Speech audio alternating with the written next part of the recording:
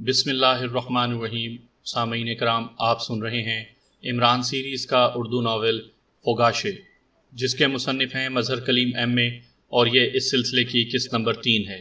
مجھے امید ہے آپ کو میری یہ کاوش پسند آ رہی ہوگی۔ آپ نے اگر ابھی تک میرا چینل کہانی گھر سبسکرائب نہیں کیا تو ابھی میرے چینل کو سبسکرائب کر کے بیل نوٹیفیکیشن آن کر دیجئے تاکہ آنے والی ہر نئی کہانی کی اطلاع بر وقت آپ تک پہنچ سکے۔ ہاں، میں اڑتی ہوئی چڑیا تو کیا، اڑتی ہوئی مکھی کو بھی نشانہ بنا سکتی ہوں۔ تم لاکھ چالاک سہی، لیکن میری ایک ہی گولی سے تمہاری کھوپڑی نہ اڑ گئی تو میرا نام پرنسس مارشیا نہیں۔ پرنسس مارشیا نے کہا، چلو میں مان لیتا ہوں کہ تمہارا نشانہ بے داغ ہے، لیکن میں اس سڑک پر کوئی رسک نہیں لے سکتا۔ میں نہیں چاہتا کہ تمہاری مجھ پر چلائی ہوئی گولی کسی اور کو جا لگے۔ اگر تم مجھے ہلاک کرنا چاہتی ہو تو چلو کسی ایسی جگہ چلتے ہیں جہاں میرے اور تمہارے سوا کوئی نہ ہو۔ میں تمہارے سامنے نہتھا کھڑا رہوں گا۔ اگر تمہاری ایک گولی بھی مجھے چھو گئی تو میرا وعدہ ہے کہ میں اپنے ہاتھوں سے خود کو گولی مار لوں گا، اور اگر تمہاری گولی مجھے نہ چھوئی تو پھر اپنی سزا تم خود سوچ لینا۔ تنویر نے اسے نرم لہجے میں سمجھانے کی کوشش کرتے ہوئے کہا۔ ان کے ارد گرد کافی بھیڑ اکٹھی ہونا شروع ہو گئی تھی، اور تنویر واقعی بلا وجہ کوئی رسک نہیں لینا چاہتا تھا۔ تو تم مجھ سے شرط لگا رہے ہو؟ پرنسس مارشیا نے غراتے ہوئے کہا۔ نہیں، یہ شرط نہیں ہے۔ نشانہ بازی میں خود کو بڑا ماہر سمجھتا ہوں۔ تمہارا بھی یہی دعویٰ ہے، اس لیے میں دیکھنا چاہتا ہوں کہ تم بڑی شوٹر ہو یا میں۔ اگر تم مجھ سے بڑی شوٹر نکلی تو پھر ظاہر ہے مجھے تم سے شکست تسلیم کرنی پڑے گی، اور میں بھی ان لوگوں میں سے نہیں ہوں جو کسی سے شکست تسلیم کرے۔ اس لیے ہار کی صورت میں مجھے ظاہر ہے خود کو گولی ہی مارنی پڑے گی، کیونکہ میں اپنی شکست کسی بھی صورت میں برداشت نہیں کر سکتا۔ تنویر نے کہا، گڈ شو، تو یہ بات ہے۔ پرنسس مارشیا نے پہلی بار مسکرا کر کہا، اور ساتھ ہی اس نے اپنا ریوالور نیچے کر لیا۔ ہاں، دیکھتے ہیں کہ ہم دونوں میں سے کون کتنا بڑا شوٹر ہے۔ بولو، کرتی ہو میرا چیلنج قبول؟ تنویر نے اس کی طرف تیز نظروں سے گھورتے ہوئے کہا۔ ڈن۔ بولو کہاں کرو گے تم میرے ساتھ شوٹنگ کا مقابلہ؟ پرنسس مارشیا نے کہا۔ جہاں تم کہو، تنویر نے کہا۔ پرنسس مارشیا کوئی کام ادھورا نہیں چھوڑتی۔ تم نے مجھے چیلنج کیا ہے، میں اس چیلنج کو آج ہی ختم کرنا چاہتی ہوں۔ اگر تم میں ہمت ہے تو تم اپنی بات کے پکے ہو تو آؤ ابھی چلتے ہیں۔ میں تمہیں ایک ایسی جگہ لے جاؤں گی جہاں تمہارے اور میرے سوا اور کوئی نہیں ہوگا۔ وہاں ہم ایک دوسرے پر شوٹنگ کریں گے۔ گولیوں سے بچ کر زندہ رہنے والا ونر ہوگا۔ بولو منظور ہے؟ پرنسس مارشیا نے کہا۔ منظور ہے، تنویر نے کرخت لہجے میں کہا۔ تو آؤ میرے پیچھے، پرنسس مارشیا نے کہا، اور مڑ کر تیز تیز چلتی ہوئی اپنی کار کی طرف بڑھتی چلی گئی۔ ارے، تم دونوں نے تو ہمارا سارا مزہ ہی خراب کر دیا ہے۔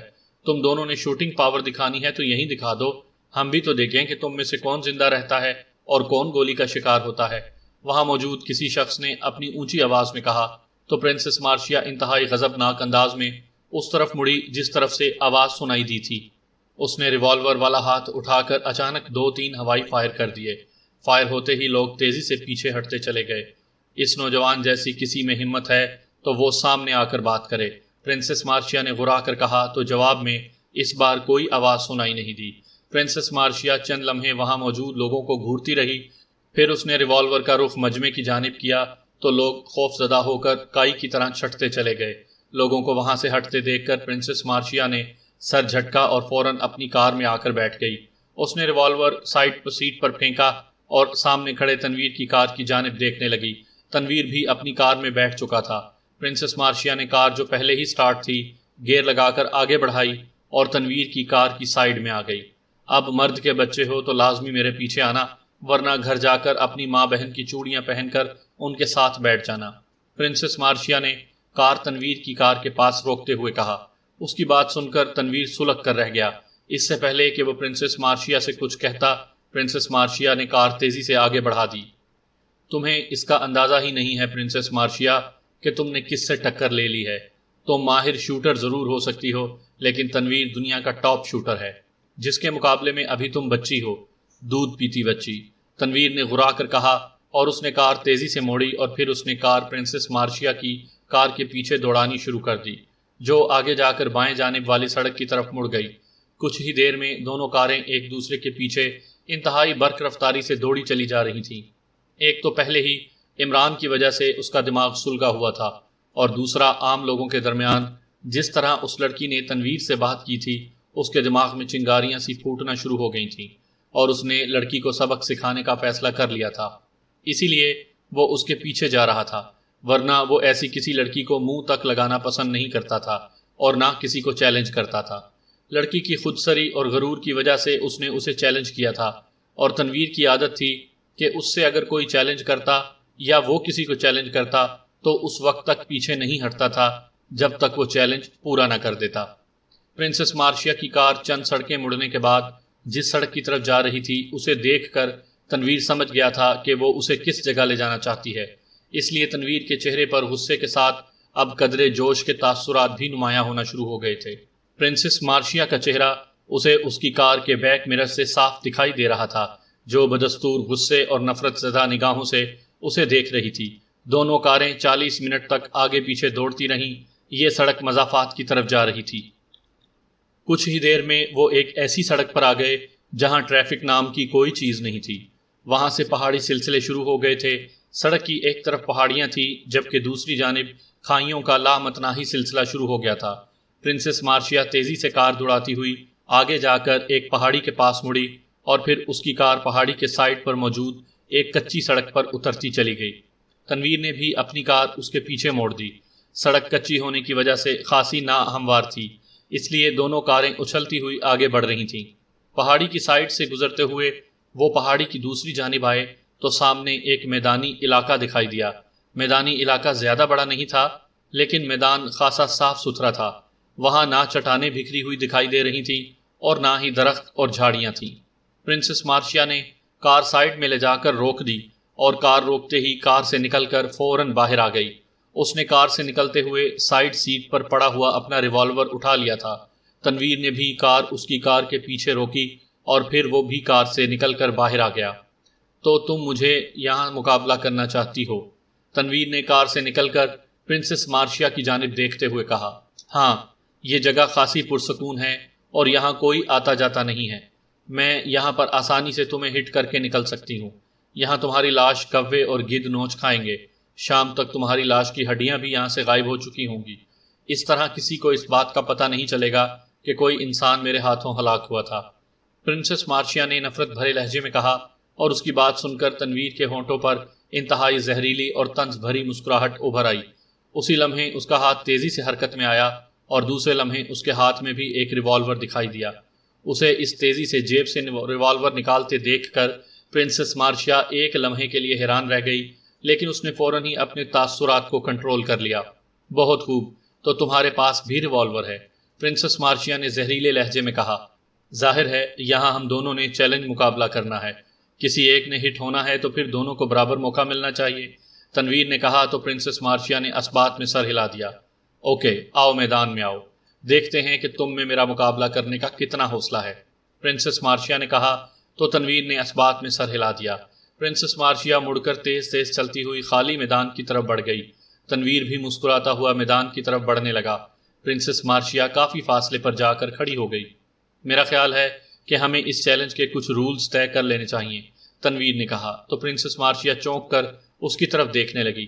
جہاں زندگی داؤ پر لگی ہو وہاں کوئی رولز نہیں ہوتے، فیصلہ تمہاری یا پھر میری موت سے ہی ہوگا، نہ اس سے کم اور نہ اس سے زیادہ، پرنسس مارشیا نے ٹھوس لہجے میں کہا، اور اس کا ٹھوس لہجہ سن کر تنویر ایک طویل سانس لے کر رہ گیا۔ تو پھر ڈوئل کر لیتے ہیں، تنویر نے کہا۔ ڈوئل؟ تمہارا مطلب ہے کہ ہم ایک دوسرے سے مخالف سمتوں میں چلتے ہوئے اچانک مڑیں اور ایک دوسرے پر فائرنگ کر دیں، جو گولی کا نشانہ بن جائے وہ ہار جائے گا اور جو بچ گیا وہ جیت جائے گا، پرنسس مارشیا نے کہا۔ ہاں، زندگی اور موت کا فیصلہ تو ایسے ہی ہوتا ہے، تنویر نے کہا۔ ٹھیک ہے، مجھے منظور ہے، ہم اب ڈوئل ہی کھیلیں گے، فیصلہ اسی کے حق میں ہوگا جو پہلے گولی چلائے گا، پرنسس مارشیا نے کہا تو تنویر اس کی دیدہ دلیری پر حیران رہ گیا۔ اس نے ایسی بہت کم لڑکیاں دیکھی تھیں جو اپنی انا کی تسکین کے لیے ہی صحیح لیکن اپنی زندگیاں داؤ پر لگا دیتی تھیں۔ تو پھر آؤ، یہاں میرے پاس آ کر کھڑی ہو جاؤ، ہم ایک دوسرے کی طرف کمر کر کے کھڑے ہوں گے اور پھر ایک ایک قدم مخالف سمت میں اٹھائیں گے۔ 20 قدم کے فاصلے پر ہم اچانک مڑیں گے اور پھر فائر کر دیں گے، اس کے بعد جو نتیجہ ہوگا وہ سامنے ہوگا، پرنسس مارشیا نے کہا۔ اگر تم نے 20 قدم پورے ہونے سے پہلے مڑ کر مجھ پر فائر کر دیا تو، تنویر نے اس کی طرف غور سے دیکھتے ہوئے کہا۔ You shut up, nonsense, princess Marcia اتنی گئی گزری نہیں ہے جو کسی سے دھوکہ کرے، پرنسس مارشیا اپنے کول کی پکی ہے، جو کہتی ہے وہی کرتی ہے، سمجھے تم؟ پرنسس مارشیا نے بری طرح سے چیختے ہوئے کہا۔ اس کی آنکھیں ایک بار پھر غصے سے سرخ ہو گئی تھیں۔ اوکے، میں بھی 20 قدم جاؤں گا اور 20 قدم پورے ہوتے ہی مڑ کر تم پر فائر کر دوں گا۔ مرنے سے پہلے تمہیں کسی کو یاد کرنا ہے تو کر لو، اور اگر تمہاری کوئی آخری خواہش ہے تو وہ بھی مجھے بتا دو، میں اسے پورا کرنے کی کوشش کروں گا۔ اس کے علاوہ مجھے اپنے پیرنٹس کا نمبر بھی دے دو تاکہ وہ یہاں سے آ کر تمہاری لاش اٹھا کر لے جائیں، کیونکہ میں نہیں چاہتا کہ یہاں تمہاری لاش گدھ کھائیں، تنویر نے تیز تیز بولتے ہوئے کہا۔ اس بار نان سینس کہنے پر اسے واقعی پرنسس مارشیا پر شدید غصہ آ گیا تھا۔ وہ اس کا عورت ہونے کی وجہ سے اس کا لحاظ کر رہا تھا، لیکن پرنسس مارشیا مسلسل اس پر بری طرح سے چیخ رہی تھی، جس کی وجہ سے اب تنویر بھی بے حد غصے میں آ گیا تھا۔ یہی بات میں تم سے کہوں تو، پرنسس مارشیا نے غراتے ہو کر کہا، میرا آگے پیچھے کوئی نہیں ہے، اگر میں ہٹ ہوا تو تم میری لاش یہیں چھوڑ جانا، میں شکست کھا کر اپنی لاش کا چہرہ بھی کسی کو دکھانا پسند نہیں کروں گا، اس سے بہتر ہوگا کہ میری لاش واقعی گدھ کھا جائیں، تنویر نے سخت لہجے میں کہا۔ ٹھیک ہے، میں تمہاری آخری وصیت پر ضرور عمل کروں گی، پرنسس مارشیا نے اسپاٹ لہجے میں کہا۔ تو شروع کریں؟ تنویر نے کہا۔ ہاں بالکل، پرنسس مارشیا نے ہونٹ چباتے ہوئے کہا، اور وہ تنویر کی طرف کمر کر کے کھڑی ہو گئی۔ تنویر بھی اس کی طرف کمر کر کے کھڑا ہو گیا۔ دونوں ایک دوسرے سے 1 فٹ کے فاصلے پر مخالف سمتوں میں کھڑے تھے۔ میں 1 2 3 کہوں گی اور 3 کے ساتھ ہی ہم قدم بڑھانا شروع کر دیں گے، پرنسس مارشیا نے اسپاٹ لہجے میں کہا۔ اوکے، تنویر نے جواب دیا۔ اس کے چہرے پر شدید تناؤ دکھائی دے رہا تھا۔ 1 2 3 پرنسس مارشیا نے کہا، اور ساتھ ہی اس نے قدم آگے بڑھانے شروع کر دیے۔ تنویر نے بھی 3 سنتے ہی قدم آگے بڑھا دیے۔ دونوں مخالف سمتوں میں گن گن کر قدم اٹھا رہے تھے۔ پھر جیسے ہی وہ 20 قدم کے فاصلے پر گئے، دونوں بجلی کی سی تیزی سے ایک دوسرے کی طرف مڑے اور ساتھ ہی دونوں کے ریوالور گرجے، اور ماحول اچانک ان دونوں کی تیز چیخوں سے گونج اٹھا۔ عمران کی نظریں فوگاشے کے ہاتھ میں موجود ریوالور پر جمی ہوئی تھی۔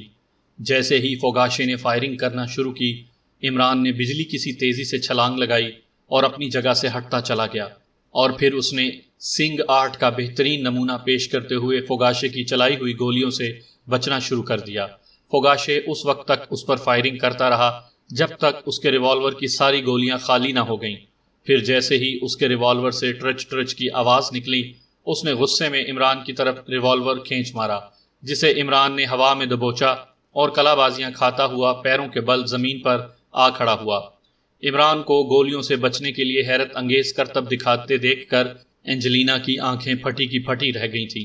اس نے آج تک فوگاشے کے ہاتھوں کسی کو بچتے نہیں دیکھا تھا، کیونکہ وہ ٹاپ شوٹر تھا جس کا نشانہ کبھی خطا نہیں جاتا تھا، لیکن عمران نے جو کرتب دکھائے تھے اور وہ جس طرح سے ٹاپ شوٹر فوگاشے کی گولیوں سے بچ گیا تھا، یہ واقعی اینجلینا کے لیے حیران کن تھا۔ تم انسان ہو یا چھلاوے، میں نے زندگی میں کبھی فوگاشے جیسے نشانے باز کے ہاتھوں کسی کو بچتے نہیں دیکھا ہے۔ اس کی ایک ہی گولی دشمن کو موت کی نیند سلا دیتا ہے، اور تم؟ اینجلینا نے آنکھیں پھاڑ پھاڑ کر عمران کی طرف دیکھتے ہوئے کہا، تم نے اسے کسی اناڑی پر فائرنگ کرتے دیکھا ہوگا۔ اناڑیوں اور کھلاڑیوں میں بہت فرق ہوتا ہے اینجلینا میڈم۔ ایک فرق تو یہ ہے کہ اناڑی الف سے شروع ہوتا ہے اور کھلاڑی کا پہلا لفظ قاف ہے، عمران نے مخصوص لہجے میں کہا۔ آج تمہاری زندگی کا آخری دن ہے عمران، تم یہاں سے میرے ہاتھوں سے بچ کر نہیں جا سکو گے۔ تم گولیوں سے تو بچ گئے ہو، لیکن میرے ہاتھوں سے بچ کر دکھاؤ تو مانوں، فوگاشے نے چیختے ہوئے کہا، اور پھر اس سے پہلے کہ عمران کچھ سمجھتا، فوگاشے اچانک اچھلا اور اس نے اپنا جسم بجلی کسی تیزی سے گھماتے ہوئے عمران کے سینے پر بیک کک مار دی۔ عمران نے اس کک سے بچنے کی بے حد کوشش کی تھی، لیکن کامیاب نہ ہو سکا تھا۔ کک کھا کر وہ اچھل کر پشت کے بل پیچھے گرا۔ جیسے ہی وہ نیچے گرا، اس کے قریب کھڑی اینجلینا نے جمپ لگایا اور اڑتی ہوئی نیچے آئی۔ نیچے آتے ہوئے اس نے اپنے پیر سمیٹ کر گھٹنے موڑے اور پوری قوت سے عمران پر گری، لیکن دوسرے لمحے کمرہ اینجلینا کی زوردار چیخوں سے گونج اٹھا۔ اس نے جیسے ہی گرے ہوئے عمران کے سینے پر گھٹنے موڑ کر مارنے چاہے، عمران بجلی کی سی تیزی سے کروٹ بدل گیا اور اینجلینا کے گھٹنے پوری قوت سے فرش سے ٹکرائے۔ اس کے فرش پر گھٹنے ٹکرانے کی آواز ایسی تھی جیسے اس کے گھٹنوں کی ہڈیاں ٹوٹ گئی ہوں۔ وہ سائیڈ کے بل گری اور بری طرح سے تڑپنے لگی۔ عمران سائیڈ میں ہوا ہی تھا کہ فوگاشے نے چھلانگ لگائی اور اس کے نزدیک آ گیا۔ عمران نے فوگاشے سے دور ہٹنے کے لیے ایک اور کروٹ بدلی، لیکن فوگاشے اس کی توقع سے زیادہ تیز تھا۔ فوگاشے نے جھپٹ کر عمران کی دونوں ٹانگیں پکڑیں اور اس سے پہلے کہ عمران اس سے اپنی ٹانگیں جھٹک کر چھڑاتا، فوگاشے نے اپنا جسم جو عمران کی ٹانگیں پکڑنے کے لیے آگے کی طرف جھکا ہوا تھا تیزی سے پیچھے کی طرف اٹھا لیا۔ اس کے زور لگنے کی وجہ سے عمران کا اوپر والا جسم بھی اوپر اٹھ گیا۔ دوسرے لمحے فوگاشے نے اپنا جسم پوری قوت سے پیچھے کی طرف کسی کمان کی طرح موڑا تو عمران کا جسم تیزی سے اوپر اٹھا، اور دوسرے لمحے وہ فوگاشے کے اوپر سے ہوتا ہوا پیچھے صوفے سے ٹکرایا اور صوفے سمیت دوسری طرف الٹتا چلا گیا۔ عمران کو اس طرف پھینکتے ہی فوگاشے نے اپنا جسم سیدھا کیا اور پھر وہ لمبی چھلانگ لگا کر صوفے کے پیچھے آ گیا جہاں عمران اٹھنے کی کوشش کر رہا تھا۔ اس سے پہلے کہ عمران اٹھتا، فوگاشے کے حلق سے زوردار چیخ نکلی اور اس نے آگے بڑھ کر پوری قوت سے دونوں ہاتھ عمران کے کانوں پر مار دیے۔ اس کے ہاتھوں میں نہ جانے کتنی طاقت تھی کہ عمران کو ایک زوردار جھٹکا لگا اور وہ لہراتا ہوا نیچے گر گیا۔ زوردار ضربوں نے نہ صرف اس کا دماغ ہلا کر رکھ دیا بلکہ عمران کو یوں محسوس ہوا جیسے اس کے دونوں کانوں کے پردے پھٹ گئے ہوں۔ اس کے کانوں میں تیز سیٹیاں سی بجنا شروع ہو گئیں۔ عمران کی آنکھوں کے سامنے بھی کئی رنگ برنگے ستارے ناچنے لگے۔ عمران نے خود کو سنبھالنا چاہا، لیکن اسی لمحے فوگاشے کسی وحشی درندے کی طرح عمران پر جھپٹا اور اس نے عمران کو دونوں ہاتھوں سے پکڑ کر ایک جھٹکے سے اوپر اٹھایا۔ دوسرے لمحے اس کا جسم عمران کو لیے ہوئے تیزی سے گھوما اور پھر اس نے عمران کو پوری قوت سے سائیڈ دیوار پر دے مارا۔ عمران کو پہلے ہی اپنا دماغ سن ہوتا محسوس ہو رہا تھا۔ وہ پہلو کے بل دیوار سے ٹکرایا تو اسے یوں محسوس ہوا جیسے اس کے جسم کی ساری ہڈیاں بھی ہل کر رہ گئی ہوں۔ وہ دیوار سے ٹکرا کر نیچے گرا ہی تھا کہ فوگاشے لمبی چھلانگ لگا کر ایک بار پھر اس کے نزدیک آ گیا۔ عمران اسے دیکھ کر تیزی سے اٹھا، لیکن اسی لمحے فوگاشے کسی بھینسے کی طرح ڈکراتا ہوا اس پر جھپٹا اور اس بار عمران حلق کے بل چیختا ہوا پیچھے جا گرا۔ فوگاشے نے اس پر اچھل کر کسی طاقتور بھینسے کی طرح ٹکر ماری اور اس کی یہ ٹکر عمران کی ناک پر پڑی تھی اور عمران کو اپنی ناک کی ہڈی ٹوٹتی ہوئی محسوس ہوئی تھی۔ اس کی ناک سے خون فوارے کی طرح سے بہہ نکلا اور وہ فرش پر گر کر بری طرح سے تڑپنے لگا۔ فوگاشے کے جسم میں جیسے پارا بھرا ہوا تھا۔ وہ عمران کو سنبھلنے کا کوئی موقع نہیں دے رہا تھا۔ عمران ابھی تک نہ اس پر کوئی حملہ کر سکا تھا اور نہ ہی اس کے حملوں سے اپنا بچاؤ کر سکا تھا۔ عمران زمین پر گر کر اٹھنے کی کوشش کر ہی رہا تھا کہ اسی لمحے فوگاشے اچھل کر پھر جنگلی بھینسے کی طرح اس کے سامنے آ کھڑا ہوا۔ تم نے یہاں آ کر بہت بڑی غلطی کی ہے عمران۔ تم یہاں خود نہیں آئے تھے بلکہ تمہیں یہاں تمہاری موت کھینچ کر لائی تھی، اور اب تم گئے کام سے، فوگاشے نے غرا کر کہا، اور ساتھ ہی اس نے دونوں ہاتھ مخالف سمتوں میں پھیلائے اور پھر بجلی کسی تیزی سے اٹھتے ہوئے عمران کے سر اور کانوں پر پڑے۔ یہ اس کا مخصوص داؤ تھا جو اس نے پہلے بھی استعمال کیا تھا، اور اس داؤ کی وجہ سے عمران کی یہ حالت ہو گئی تھی کہ اس کا دماغ اپنی جگہ سے ہل کر رہ گیا تھا، جس کی وجہ سے فوگاشے کے حملوں سے اپنا بچاؤ بھی نہیں کر پا رہا تھا، اور فوگاشے اسے مسلسل رگید رہا تھا، اور اب اس نے ایسا ہی ایک اور وار کر دیا تھا۔ فوگاشے کے دونوں ہاتھ عمران کے سر کی سائیڈوں اور کانوں پر پڑے تھے، جس سے عمران کو یوں محسوس ہوا تھا جیسے اس کے سر پر بم پھٹ پڑا ہو اور اس کے سر کے ٹکڑے اڑ گئے ہوں۔ اس بار اسے صحیح معنوں میں اپنے کانوں کے پردے پھٹتے ہوئے محسوس ہوئے تھے اور اس کی آنکھوں کے سامنے سرخی سی آ گئی تھی۔ سوائے سرخی کے اسے کچھ دکھائی نہیں دے رہا تھا، اور اس کے کانوں میں بجنے والی سیٹیوں کی آوازیں اس قدر تیز ہو گئی تھیں کہ اسے دوسری کوئی آواز سنائی نہیں دے رہی تھی۔ پھر اس کے کانوں میں بجنے والی نہ صرف سیٹیوں کی آوازیں بند ہو گئیں بلکہ اس کی آنکھوں کے سامنے چھائی ہوئی سرخی بھی سیاہی میں تبدیل ہوتی چلی گئی۔ دونوں کی چلائی ہوئی گولیاں ایک دوسرے کے ہاتھوں میں موجود ریوالوروں پر پڑی تھیں، اور گولیاں ان کے ہاتھوں پر رگڑ کھاتی ہوئی گزر گئی تھیں، جس کی وجہ سے نہ صرف ان کے ہاتھوں سے ریوالور گر گئے تھے بلکہ ان کے ہاتھ بھی زخمی ہو گئے تھے۔ ہاتھوں پر گولیاں لگنے کی وجہ سے ان دونوں کے منہ سے چیخیں نکل گئی تھیں۔ 20 قدم پورے ہوتے ہی تنویر نے مڑتے ہوئے دائیں طرف چھلانگ لگا کر پرنسس مارشیا پر فائر کیا تھا، اور اس نے جان بوجھ کر پرنسس مارشیا کے ہاتھ میں موجود ریوالور کو نشانہ بنایا تھا۔ پرنسس مارشیا نے بھی یہی کیا تھا۔ 20 قدم پورے ہوتے ہی وہ سائیڈ میں کودی تھی اور اس نے نیچے گرتے ہوئے تنویر پر فائر کر دیا تھا۔ اب یہ اتفاق تھا کہ اس کی گولی بھی تنویر کے ہاتھ میں موجود ریوالور پر پڑی تھی اور اس کا ہاتھ زخمی کرتے ہوئے نکل گئی تھی۔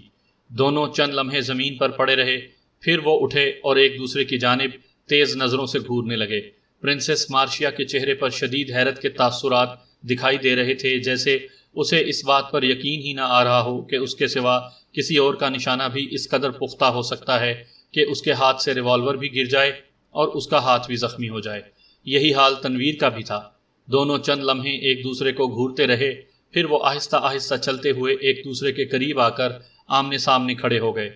کیا تم نے جان بوجھ کر میرے ہاتھ میں موجود ریوالور کا نشانہ لیا تھا؟ پرنسس مارشیا نے تنویر کی جانب حیرت بھری نظروں سے دیکھتے ہوئے کہا۔ ہاں، میں بلا وجہ کسی کی جان نہیں لیتا، میں بس تمہیں یہ دکھانا چاہتا تھا کہ دنیا میں تم اکیلی ٹاپ شوٹر نہیں ہو، تنویر نے مسکراتے ہوئے کہا۔ میرا نشانہ بھی کم نہیں ہے، میں چاہتی تو میری چلائی ہوئی گولی تمہارے دل میں بھی اتر سکتی تھی، لیکن میں نے بھی جان بوجھ کر تمہارے ریوالور کا ہی نشانہ لیا تھا، کیونکہ مجھے یقین تھا کہ تمہاری چلائی ہوئی گولی مجھے چھو بھی نہیں سکے گی۔ مگر پرنسس مارشیا نے غرا کر کہا، کیوں؟ تم نے مجھے نشانہ کیوں نہیں بنایا تھا؟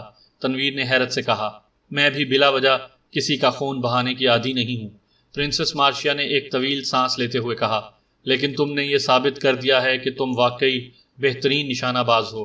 ایسا بہت کم ہوا ہے جب چیلنج کرنے کے باوجود مجھے کسی کے ہاتھوں چوٹ کھانی پڑی ہے۔ تنویر نے صاف گوئی کا مظاہرہ کرتے ہوئے کہا، گڈ شو، تم اعلیٰ ظرف کے انسان معلوم ہوتے ہو، جس نے یہ تو قبول کیا ہے کہ تم نے میرے ہاتھوں چوٹ کھائی ہے۔ پرنسس مارشیا نے پہلی بار مسکراہٹ بھرے لہجے میں کہا تو تنویر بھی بے اختیار مسکرا دیا۔ چوٹ تو خیر تم نے بھی میرے ہاتھوں کھائی ہے، تمہاری کلائی سے خون بہہ رہا ہے۔ تنویر نے اس کی کلائی کی طرف دیکھتے ہوئے کہا، تو پرنسس مارشیا اپنی زخمی کلائی کی طرف دیکھنے لگی۔ یہ چھوٹے موٹے زخم پرنسس مارشیا کے لیے کوئی معنی نہیں رکھتے، تمہاری کلائی بھی زخمی ہے، جاؤ جا کر کسی کلینک میں اس کی بینڈیج کروا لو، کہیں زخم خراب نہ ہو جائے اور تمہیں تکلیف اٹھانا پڑے۔ پرنسس مارشیا نے مسکرا کر کہا، میرے نزدیک بھی یہ زخم کچھ نہیں ہے اور نہ مجھے ایسے زخموں کی کوئی پرواہ ہوتی ہے۔ تنویر نے کہا، کافی بہادر معلوم ہوتے ہو، نام کیا ہے تمہارا؟ پرنسس مارشیا نے اس کی طرف دلچسپی سے دیکھتے ہوئے کہا، چھوڑو نام میں کیا رکھا ہے، ہم دونوں ایک دوسرے سے انجان رہیں تو اچھا ہے۔ تم راستے میں ملی، ہم نے ایک دوسرے کو چیلنج کیا اور اس چیلنج کو دونوں نے پورا کر کے دکھایا، تمہارے لیے یہی کافی ہے اور میرے لیے بھی۔ تنویر نے کہا، ہاں تم ٹھیک کہہ رہے ہو، مجھے بھی انجان لوگوں سے جان پہچان بڑھانے کا کوئی شوق نہیں ہے، اور ویسے بھی میں تنہائی پسند ہوں اور تنہا رہنا ہی پسند کرتی ہوں۔ پرنسس مارشیا نے کہا، کیوں؟ کیا تمہارے ماں باپ، بہن بھائی یا عزیز رشتہ دار نہیں ہیں؟ تنویر نے چونک کر کہا، نہیں، میں ان سب کو کھو چکی ہوں، اب اکیلی ہی اس دنیا میں زندگی کاٹ رہی ہوں۔ لیکن خیر، چھوڑو تم اور چلو یہاں سے، میں ایک ضروری کام سے نکلی تھی، مجھے وہ کام کرنا ہے اور پھر مجھے واپس بھی جانا ہے۔ پرنسس مارشیا نے سنجیدگی سے کہا، واپس جانا ہے؟ کہاں جانا ہے؟ کیا تم یہاں نہیں رہتی؟ تنویر نے حیرت بھرے لہجے میں پوچھا۔ نہیں، میں کارمن سے ہوں اور مجھے یہاں ایک ضروری کام تھا، آج میرا کام پورا ہو جائے گا اور میں شام کی فلائٹ سے واپس چلی جاؤں گی۔ پرنسس مارشیا نے کہا، کیا میں پوچھ سکتا ہوں کہ تم یہاں اتنے مختصر سے عرصے کے لیے کس کام سے آئی تھی؟ تنویر نے پوچھا، سوری، یہ ایک سیکرٹ ہے جو میں تم سے شیئر نہیں کر سکتی، اب تم جاؤ یہاں سے، میں بھی جا رہی ہوں۔ پرنسس مارشیا نے سرد لہجے میں کہا اور ایک جھٹکے سے مڑ کر اپنی کار کی طرف بڑھتی چلی گئی۔ تنویر چند لمحے ہونٹ بھینچے اسے جاتا دیکھتا رہا، پھر اس نے بھی سر جھٹکا اور وہ بھی اپنی کار کی طرف بڑھ گیا۔ آگے چلتی ہوئی پرنسس مارشیا ایک لمحے کے لیے رکی اور پھر وہ پلٹ کر تنویر کی طرف دیکھنے لگی۔ کیا تم مستقل یہیں کے رہنے والے ہو؟ پرنسس مارشیا نے تنویر کی طرف دیکھتے ہوئے پوچھا۔ ہاں، کیوں؟ تنویر نے پوچھا۔ میں تمہیں اگر ایک آدمی کی تصویر دکھاؤں تو کیا تم اسے پہچان کر بتا سکتے ہو کہ وہ کون ہے، کہاں کا رہنے والا ہے؟ پرنسس مارشیا نے کہا۔ شاید، تنویر نے کہا تو لڑکی نے جینز سے اپنا سیل فون نکالا اور پھر اس نے فوٹو فولڈر اوپن کر کے ایک تصویر سلیکٹ کی اور پھر اس نے سیل فون کا رخ تنویر کی جانب کر دیا۔ دیکھو، شاید تم نے اسے کہیں دیکھا ہو، پرنسس مارشیا نے کہا اور اس کے سیل فون پر نظر آنے والی تصویر دیکھ کر تنویر بے اختیار اچھل پڑا، کیونکہ وہ اسی کی تصویر تھی۔ اس وقت تنویر نے ہلکا پھلکا میک اپ کر رکھا تھا، جبکہ پرنسس مارشیا کے سیل فون میں اس کی اصل تصویر تھی۔ شاید اسی لیے پرنسس مارشیا اسے پہچان نہیں سکی تھی۔ یہ تصویر تمہارے پاس کہاں سے آئی؟ تنویر نے حیرت بھرے لہجے میں کہا۔ تم اس بات کو چھوڑو کہ یہ تصویر میرے پاس کہاں سے آئی، یہ بتاؤ کہ کیا تم نے اس آدمی کو کہیں دیکھا ہے؟ پرنسس مارشیا نے منہ بنا کر کہا، ہاں میں اسے جانتا ہوں۔ تنویر نے کہا تو اس بار پرنسس مارشیا بری طرح سے اچھل پڑی، اس کے چہرے پر مسرت اور انتہائی جوش کے تاثرات نمودار ہو گئے۔ کیا واقعی؟ کیا تم سچ کہہ رہے ہو کہ تم اس شخص کو جانتے ہو؟ بولو کہاں ہے یہ اور اس کا نام کیا ہے؟ پرنسس مارشیا نے تیز تیز بولتے ہوئے کہا، پہلے یہ بتاؤ کہ تم اس کے بارے میں کیا جانتی ہو اور تمہارے پاس اس کی تصویر کہاں سے آئی ہے؟ تنویر نے کہا، نہیں، میں تمہیں یہ سب نہیں بتا سکتی۔ اگر تم اس آدمی کو جانتے ہو تو پھر تم مجھے اس تک پہنچا دو، اس کے سامنے جا کر میں سب کچھ بتاؤں گی، اور اگر اس آدمی نے مناسب سمجھا تو تم بھی میری باتیں سن لینا۔ کہ میں اسے کیوں تلاش کرتی پھر رہی تھی؟ پرنسس مارشیا نے کہا۔ تلاش؟ تو تم اس آدمی کو تلاش کرتی پھر رہی تھی؟ تنویر نے اسی طرح انتہائی حیرت بھرے لہجے میں کہا، ہاں، میں اسی کی تلاش میں یہاں آئی ہوں، اور میں نے اسے ہر جگہ تلاش کیا ہے، لیکن بھرپور کوششوں کے بعد بھی میں اس کے بارے میں کچھ پتہ نہیں چلا سکی ہوں کہ اس کا نام کیا ہے اور یہ کہاں رہتا ہے۔ پرنسس مارشیا نے کہا، تو کیا تمہارا اس سے ملنا ضروری ہے؟ تنویر نے اس کی طرف غور سے دیکھتے ہوئے کہا، ہاں، بہت ضروری، بلکہ بے حد ضروری۔ پرنسس مارشیا نے اس بات میں سر ہلا کر جواب دیا، ٹھیک ہے، اگر تم چاہو تو میں تمہیں اس کے پاس لے جا سکتا ہوں۔ تنویر نے کچھ سوچ کر کہا۔ اس کے ذہن میں یہ بات کھٹکنا شروع ہو گئی تھی کہ کارمن سے آنے والی لڑکی جو اچانک ہی اس سے راستے میں ٹکرا گئی تھی، اس کے پاس اس کی اصل تصویر کہاں سے آئی تھی، اور وہ اسے کس لیے تلاش کرتی پھر رہی تھی، جبکہ تنویر کے دماغ کے کسی حصے میں اس لڑکی کے لیے آشنائی نہیں تھی، اور نہ ہی وہ اس سے پہلے اس لڑکی سے کبھی ملا تھا۔ میں کہہ تو رہی ہوں کہ مجھے ہر حال میں اس سے ملنا ہے، اور تم کہہ رہے ہو کہ اگر میں چاہوں تو تم اس کے پاس مجھے لے جا سکتے ہو۔ چلو ابھی چلو، میں اس سے ابھی اور اسی وقت ملنا چاہتی ہوں۔ پرنسس مارشیا نے کہا۔ تمہارا اصل نام کیا ہے؟ تنویر نے پوچھا۔ میں پرنسس ہوں، پرنسس مارشیا، یہی میرا نام ہے۔ پرنسس مارشیا نے ایک بار پھر سخت لہجہ اپناتے ہوئے کہا تو تنویر ایک طویل سانس لے کر رہ گیا۔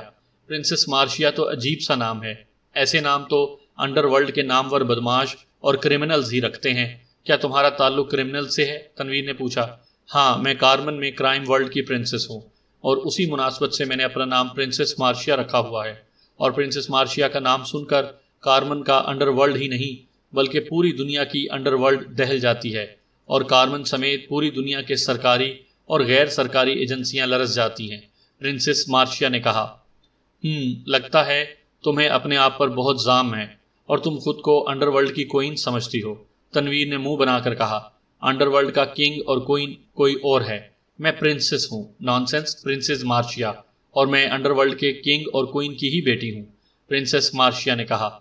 پھر بھی تمہارا کوئی اور نام بھی تو ہوگا، تم کارمن سے آئی ہو، اس نام سے تو تمہیں سفری سہولیات بھی نہیں مل سکتی، پھر تم پاکیشیا کیسے پہنچ گئی ہو؟ تنویر نے سر جھٹکتے ہوئے کہا، میرے ایک نہیں ہزاروں نام ہیں، اب تمہیں میں کون کون سا نام بتاؤں؟ پرنسس مارشیا نے اسے تیز نظروں سے گھورتے ہوئے کہا تو تنویر ایک طویل سانس لے کر رہ گیا۔ تم نے کہا ہے کہ تمہارا تعلق کارمن سے ہے اور تم کارمن سے ہی آئی ہو، لیکن شکل و صورت سے تو تم مجھے مقامی ہی معلوم ہو رہی ہو۔ تنویر نے اس کی طرف غور سے دیکھتے ہوئے کہا۔ اسے پرنسس مارشیا کے چہرے پر میک اپ کے کوئی آثار دکھائی نہیں دے رہے تھے۔ اگر پرنسس مارشیا میک اپ میں ہوتی تو اسے فوراً اس کے میک اپ کا علم ہو جاتا۔ تم فضول باتیں چھوڑو اور مجھے اس آدمی کے پاس لے چلو، میرا اس سے ملنا بے حد ضروری ہے، اور میں نے تمہیں بتایا ہے کہ شام کو میری واپسی کی فلائٹ ہے۔ شام ہونے سے پہلے پہلے میں اس سے مل کر تمام کام نپٹا دینا چاہتی ہوں۔ اگر دیر ہو گئی تو میرا یہاں آنے کا مقصد ختم ہو جائے گا، اور پھر میں شاید ہی کبھی پاکیشیا آ سکوں۔ پرنسس مارشیا نے کہا۔ اس کے چہرے پر بے پناہ سنجیدگی اور پریشانی کے تاثرات تھے جو تنویر کے دل میں مزید سوالات پیدا کر رہے تھے، لیکن پرنسس مارشیا اس سے کھل کر بات ہی نہیں کر رہی تھی۔ ٹھیک ہے، آؤ میرے ساتھ، تنویر نے کچھ سوچ کر کہا۔ کیا میں تمہارے ساتھ تمہاری کار میں چلوں یا اپنی کار میں تمہارے پیچھے آؤں؟ پرنسس مارشیا نے پوچھا۔ اپنی کار میں ہی آ جاؤ تاکہ واپسی میں تمہیں کوئی پرابلم نہ ہو، تنویر نے کہا تو پرنسس مارشیا نے اس بات میں سر ہلا دیا۔ تنویر اپنی کار میں جا کر بیٹھ گیا، جبکہ پرنسس مارشیا اپنی کار میں، اور دونوں کاریں ایک بار پھر پہاڑی راستوں پر ایک دوسرے کے پیچھے بھاگنا شروع ہو گئیں۔ اس بار فرق یہ تھا کہ پہلے تنویر کی کار پرنسس مارشیا کی کار کے پیچھے بھاگ رہی تھی، اور اب پرنسس مارشیا کی کار اس کی کار کے پیچھے آ رہی تھی۔ تنویر نے بیک مرر میں اپنے پیچھے آتی ہوئی پرنسس مارشیا کی کار دیکھی جو اس سے 30-40 فٹ کے فاصلے پر تھی۔ تنویر نے کچھ سوچ کر جیب سے سیل فون نکالا اور اس پر جولیا کے نمبر پریس کرنے لگا۔ نمبر پریس کر کے اس نے سیل فون کا سپیکر آن کیا اور سیل فون اپنے سامنے ڈیش بورڈ پر رکھ دیا۔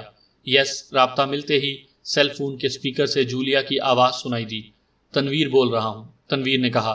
معلوم ہے مجھے، بولو کس لیے فون کیا ہے؟ جولیا کی غصیلی آواز سنائی دی۔ شاید وہ عمران والے معاملے کی وجہ سے اب بھی غصے میں تھی۔ اس وقت آپ کہاں ہیں؟ تنویر نے پوچھا۔ کیوں؟ تم کیوں پوچھ رہے ہو؟ جولیا نے اسی انداز میں کہا۔ مجھے آپ کی ضرورت ہے، تنویر نے جواب دیا۔ کیا ضرورت ہے بتاؤ، جولیا نے کہا تو تنویر نے اسے پرنسس مارشیا کے بارے میں بتانا شروع کر دیا۔